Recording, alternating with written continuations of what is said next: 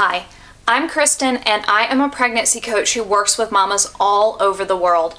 I help you go from feeling anxious and overwhelmed to really enjoying your pregnancy, preparing for a sacred natural birth, and giving your baby the beautiful beginning that you are dreaming of. Today, let's talk about practical strategies to prevent postpartum hemorrhage. If I ask moms what they're most worried about, most of them say they're worried something will happen to their baby or they're worried about postpartum hemorrhage. Postpartum hemorrhage is definitely the most prevalent pregnancy complication that moms hear about today. Maybe you even had that experience and you're wondering, did my body do something wrong? What was happening? The good news is there are many ways that you can prevent postpartum hemorrhage from happening. It's an emergency situation for sure, but it should be really, really rare. You shouldn't have it happen very often. And so we need to take steps to make sure that it doesn't happen. So one of the things that we need to do is have a healthy diet. When you're pregnant, your body goes through a lot of changes, and one of those changes is an expanded blood supply.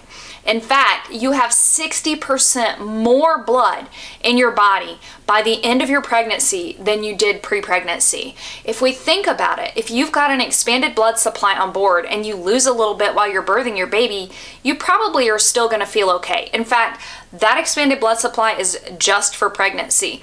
It pretty rapidly mobilizes after you've had a baby. And if you've had a baby before, and you've ended up going to the bathroom again and again and again and again in the first few days postpartum, you realize that all of that extra fluid does start to mobilize and we end up peeing it out. But it's really helpful to have it there during your birthing time. And it's important during pregnancy as well. The blood supply actually peaks around 28 weeks or so, and it maintains until the end of your pregnancy.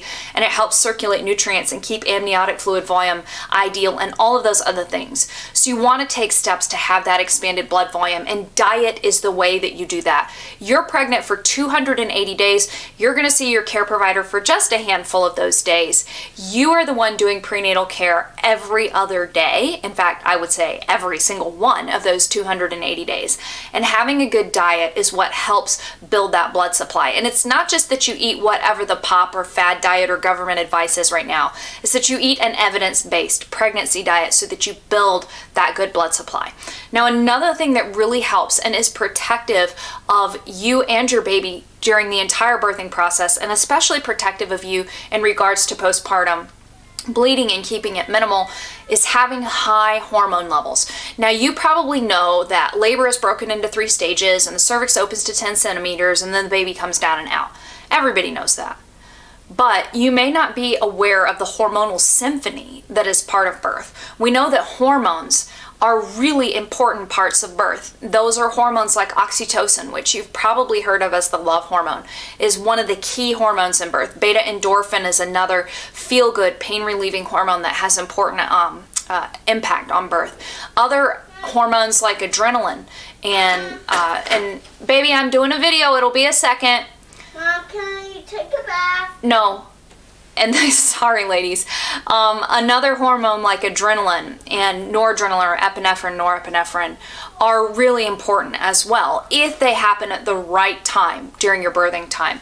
So protecting that hormonal process of labor and birth is also really important to being able to have this smooth, safe birth that you want for your baby. Having a birth that moves along steadily and safely, and then your baby is born smoothly. And then in the postpartum time, that early postpartum, the 3rd stage when the placenta is being born, keeping those hormone levels high and being able to own that time just like you own the rest of your baby's birth is a really wonderful and beautiful thing for you and your baby and for keeping things nice and safe.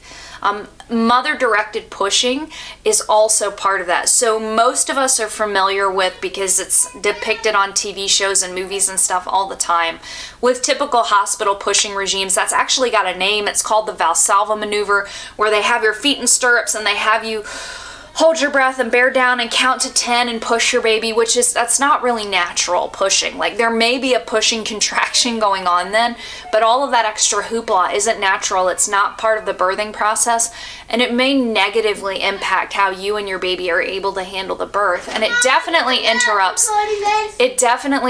the hormonal flow of labor and birth. So mother-directed pushing, where your body does the work to push your baby out, is going to be what really benefits you and your baby. And having those hormones the way that they're supposed to be during your birthing time, and having a calm and undisturbed birthing time, is what you do to facilitate that mother-directed pushing. And then again, coming back to that period right after birth, in that early postpartum time, when your baby is skin to skin and you guys are cuddling and close, is another thing that is a protective effect for you and your baby in that postpartum period. So I know that these are things that help you to reduce the chance of postpartum hemorrhage. And I also want to offer you the thought, which you may not have ever realized or heard before, that interventions that interrupt that hormonal flow, that interrupt that mother-directed pushing, and that interrupt that bonding time, may actually increase your risk of postpartum hemorrhage. So sometimes when they tell you you've got to go to the hospital because what if you bleed too much? Well, you may not have bled too much if you weren't at the hospital where they were interrupting everything anyways. That's just food for thought, possibly a paradigm shift. Now, you've heard these things, you know, okay, Kristen, these things sound great. I want to put these things into practice, but how do I make this actually happen? What do I eat? How do I eat? How do I make this work with my busy life? And how do I prepare and go into my birth so that they honor me and my baby and our space, and so that I feel safe and calm and relaxed to have this beautiful birth experience? I love that line of questioning. I love moms who ask that, and that is what I like to help you do. I want to work with you and help you to go through your pregnancy, to have that practical support that you need, and also to honor you as you do that preparation and that inner work, so that you go into your birthing time feeling calm, confident, and ready to have this beautiful experience. I would love to talk with you about what that level of support looks like. You can head over to birthbabylife.com/beautiful. We can jump on the phone today and talk about how I can support you as a pregnancy coach.